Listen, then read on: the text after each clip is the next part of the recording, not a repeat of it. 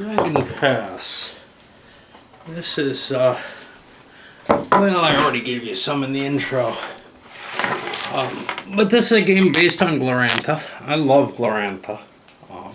So this is something I wanted for a long, long time. Before this edition was published, but back when, not too long after the original game, White Bear, Red Moon came out, I was already wanting this because I really, really liked RuneQuest. My first liking of RuneQuest, though, was, cool, nice realistic system. But man, there's some silly critters here. And unfortunately, those silly critters make the game pretty silly. Not this one necessarily, although if you think too hard about ducks, and more ducks or something, or the giant jack-o'-lantern, you're getting the mood of RuneQuest. However, RuneQuest was sort of the first really detailed skill-based system that I can think of. I think Traveller may have predated it. Totally ignoring the board game we're talking about here, right? Traveller's skill-based, but not in the same sort of way. Not in the sense that you're like learning by doing or anything like that. Most computer RPGs many of them seem to follow kind of the RuneQuest idea or concept. Anyway. What I didn't really think too hard about was just how rich the world of Glorantha was. I have not run into a role-playing system that gave as much background information on the cultures, on how things worked, and that they all actually worked fairly well. It's almost like a serious anthropological study of this really wacky world where there are, bears with jack-o'-lanterns on their head and giant walking men with an octopus instead of a head and stuff like that. And then there's a lot of very silly things like the ducks, etc. Which always kept the role-playing game from being as serious as I think it should have been. Anyway. This game captures the richness of that Glorantha world that I slowly began to unearth.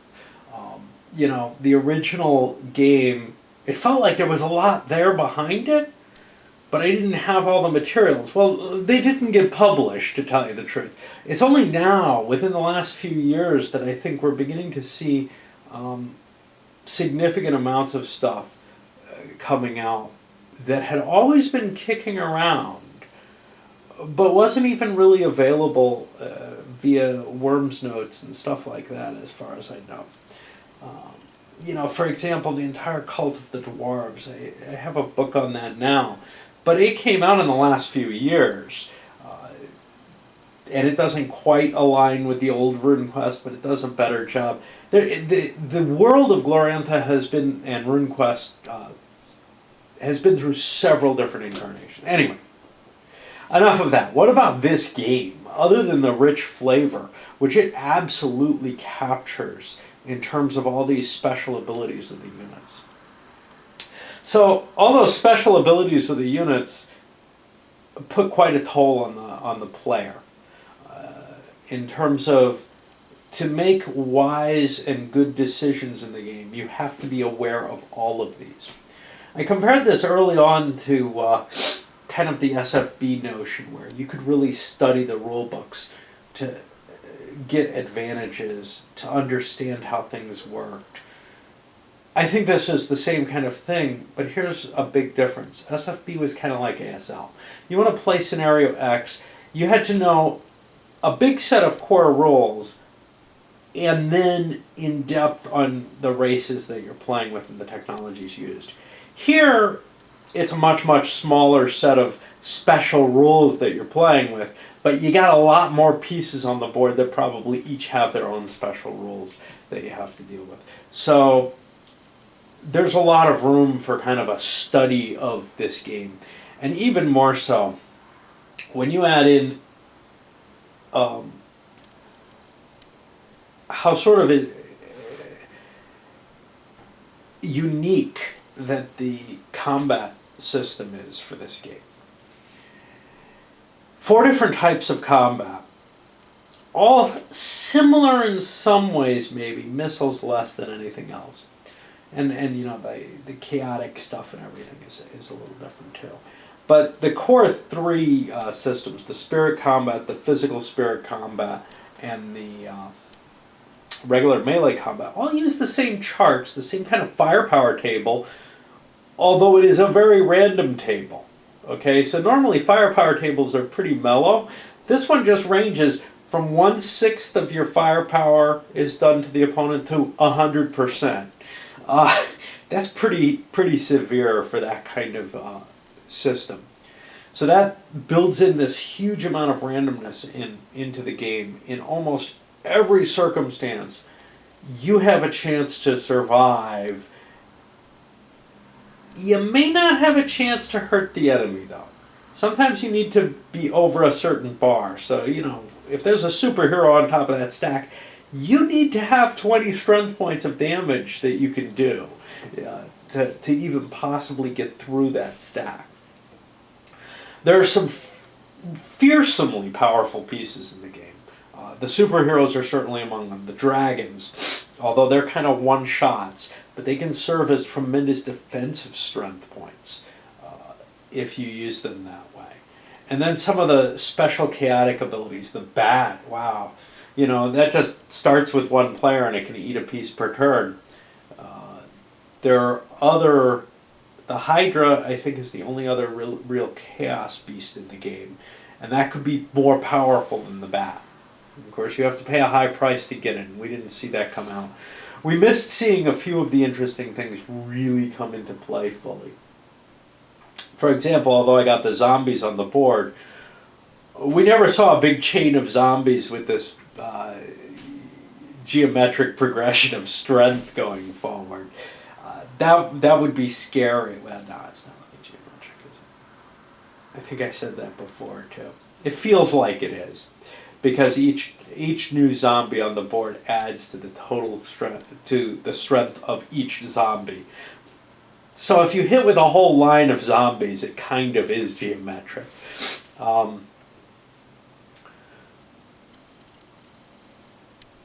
But normally you probably can't do that because they're very slow. Just so many different features in this that are very different from anything else that you'll see that I can think of. The specificity of this fantasy world and how it was laid out in this game is really amazing. Now, there are problems. When you've got the pieces on the board, you're going to have to be pawing through your pieces. And if you're playing without the screening rules, through your opponent's pieces too, to try to figure out what exactly is where and what can do what. And you're gonna be just, it's this tremendous problem to solve. Now, in the early scenarios, they felt kind of like a puzzle to me.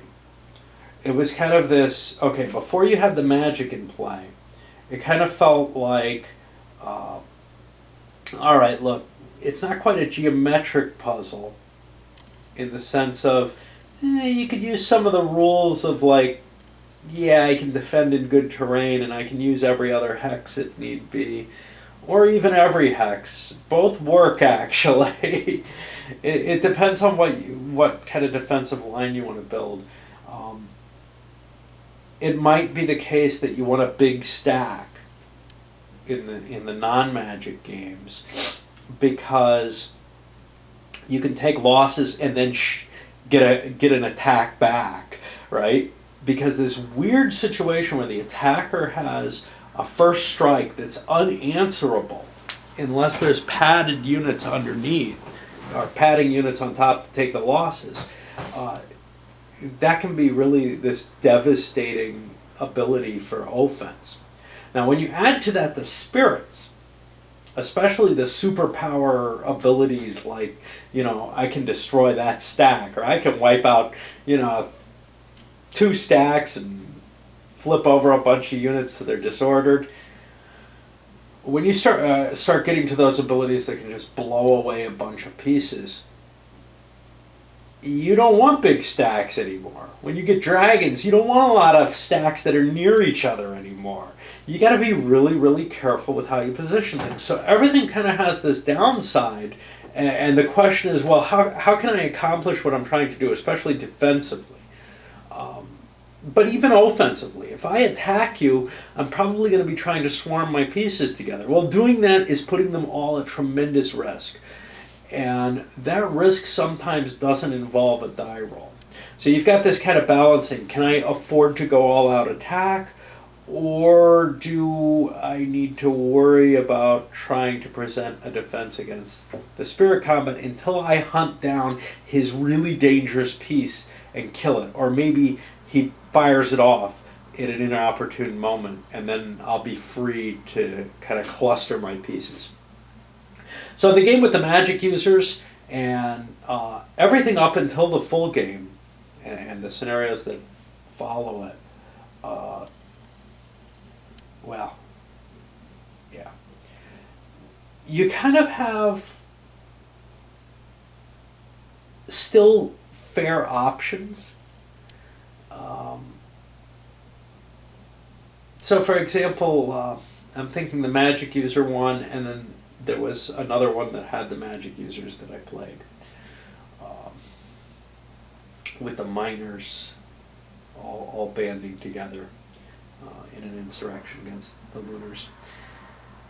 In those couple of scenarios, what I saw was, okay, these special big pieces, the single shot pieces, they became the key to the game. So 2 things were important: the superhero who can protect, and the big firepower piece that can take out a big stack once.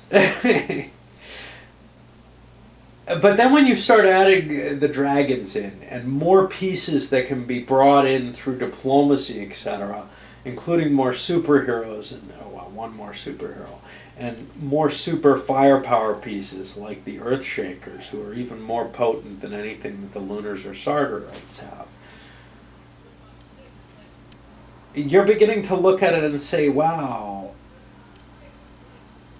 I no longer, it's no longer that clear a game where I just have to hunt down this one piece. I'm always going to be in kind of this position, or at least potentially in this position, where I have to form defensive structures or offensive structures that don't put my pieces at risk to the magic. Very, very strange decisions you have to make in this. So while it seems like the attacker has this tremendous advantage, the counterattack comes back with that same advantage. So we see what looked like these wild swings in the game. I killed like 6 of your pieces. That's pretty impressive, right? I mean, it's everything you had on the line. Yeah, but I'm coming back and I'm going to hit you the same way. It's a game of, proper positioning for the reserves. And wow, just so much. Now, it disappointed me because I was hoping there'd be more to the spirit realm, and I talked about this in my at least initial discussion, or maybe not in the intro. But these things, I thought they had some sort of, you went on hero quests in them or something, and that would have been very cool. But it seems like that's not really, that's not part of the focus of the game. If you want to put that in Glorantha terms, you can say, well, the hero quests have all been completed. That's how, the Earthshakers are able to do their big magic. That's how the Crater Makers are able to fire off that huge storm. This is the kind of magic that required a hero quest to obtain, and that's why you can only do it once in a scenario. Okay, I believe that. I just, I can accept that kind of argument. I just wish I would have really enjoyed this kind of emphasis and understanding. I mean, the guy created the world. of this really rich world had been applied to that as well. But that's too much to ask. As it stands, it is a really interesting game. It provides you with a kind of decision making that's not at all automatic. You have to really think hard. In the puzzle games, you have to think hard in one way, but once you get to that chaos management, you can't just play a chess game here. You don't know what's going to happen, and you can't ever be sure because of the high randomness. But you have the ability to really control and to make key moves in a way that, honestly, I don't think that you do in most larger war games. Of this size, even. I'm not talking about just monsters. I think you get that kind of hard thinking. Certainly you got it in the early scenarios of this, and you get it in things like victory point games. But it always feels so small that I feel like I'm playing chess, or I feel like I'm solving an individual puzzle right here. With this, when I got to the bigger games, it felt like I'm managing tremendous chaos. I'm just trying to optimize my chances, but there's almost no way to calculate it. It's not completely random by any means, because especially since you've got these things, the positioning of a dragon, anything within 20 hexes of it now, more or less, I can kill anything that I drop down near in that 20 hex radius. But the dragon is incredibly weak if it's on its own, and you have to position it with a stack of other units. Just so many things to think about, and just this humongous web of ideas that have to all link together for you to solve the individual puzzle on any given turn. That I find that really kind of incredible, actually.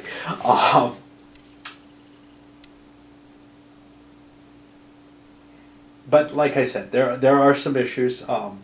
The big stacking, the remembering where your mages are and which mage is in which stack, because it is key. But I mean, part of that incredible web is your positioning of your mages. And if you're using the screening rules, I don't even want to think about it without them. If you're using the screening rules, you can kind of hide your key pieces. If you're not using the screening rules, the crater makers and the storm riders or whatever, these guys who have the destructive ability, they're going to be gone like that. It's going to be like an ECM war in Flashpoint Golan, where if you could find, you're targeting the things that are going to allow the other guy to achieve air superiority and firepower superiority and all this, that, and the other. These are your key elements. You want to just blast them out of the way, and it's pretty easy to do if you can get your spirit mages into range of them. The problem, of course, there is the guys with the superpower ability actually have larger range than most of the spirit mages, who could, if they knew where they were, just flood a bunch of their spirits in and attack it and pretty much guarantee a kill on that assured kill piece. Yeah, it's there's just a lot of neat stuff in here, but it did kind of tire me after a while. It's kind of amazing that I played this many games in a row of it. Usually when I play a game multiple times, I put other games and interleave them in. So I think it didn't tire me in any terribly bad way, but I did not want to play. First of all, I wanted to learn the whole game. And I don't really want to go and play the bigger scenario of the full game. I feel like that doesn't I'm not going to learn anything new from that. I could see if the game started stalemating, where that would be particularly interesting. But it's so fluid that I'm fine with that 14-turn scenario. And I'm not terribly excited about the three-sided scenario. I've actually heard bad things about it, where the essentially the neutrals are the third player, and they're kind of in the middle of everyone else. So they're going to be taking two people, hitting them at once. Who knows? Maybe if I played it solitaire, it would end up a little different than that. I just can't be sure. Component-wise, I find them attractive. The nice simple color with a symbol. Problem is, I'm having a hell of a time reading, especially things like the Dragon Newt Holmes. The map, this is your 1980s garish map, but again, the colors, they please me. God knows why. They please me in the, Divine Right kind of does today, in the same sort of way. Some player aids, one for each possible player in the game. The rulebook. See, here's the thing. This game has some really different concepts. The whole concept of combat, etc. And then this huge amount of information you have to understand that's going to be presented on the counters. And I mean, it's just such a rich game. This is what makes it rich, but it is painful. It is painful. And then there are some ambiguities, some places where things don't necessarily sink in, or where they're only mentioned in one place. So you look it up where you think it's going to be, and it's not. There's not an adequate reference to the other at times. But overall, they're okay. The biggest problem that I have with the rules is really about half the rule book is this compendium of all the different critters. And that's, again, like all these symbols, it's part of what makes it so rich. You couldn't do without it, but it does add to the pain factor.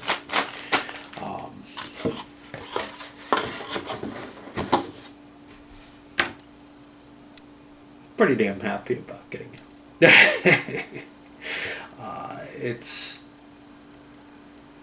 It met most of my expectations, and actually, it didn't meet most of my expectations. It met a lot of my expectations, and then exceeded them in ways that I couldn't have imagined. That really weird combat design. I haven't seen anything like it, and usually when there are combat designs that you say, wow, that's really different, eventually you can find holes to tear in it. This one, I don't. Actually, in terms of Glorantha, it almost makes sense to give that huge advantage to the attacker. Because remember, okay, if you're not familiar with Glorantha, you can't remember. But it ain't just the magicians who are going in there throwing spirit magic around. Just about everybody in Glorantha has a significant amount of magic. Every soldier, everything. So things like surprise and raids and stuff like that, that is the nature of combat in this world. As opposed to, forming up big units and marching across the board. And I think this combat system actually adequately represents that, and it also provides this really kind of exciting and interesting and very different way of looking at how combat could be accomplished in other designs.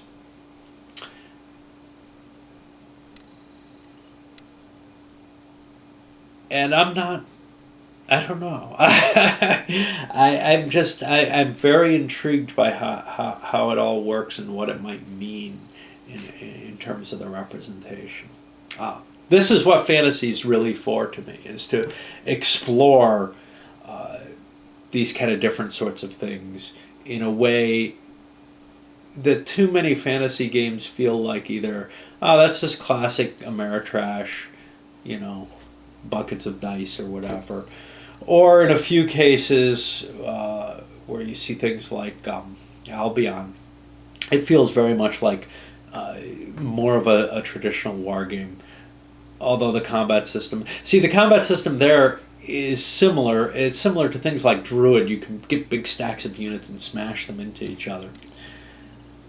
Unfortunately, it kind of doesn't work with the game. This provides you with a really interesting game and a really interesting combat system to think about what's going on underlying it, especially if you really understand Glorantha, to try to link this and whether or not this combat system would apply to, say, World War II in some way.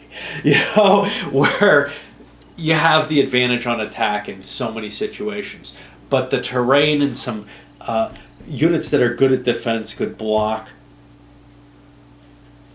that attack and then allow you a counterattack that's effective. I don't know.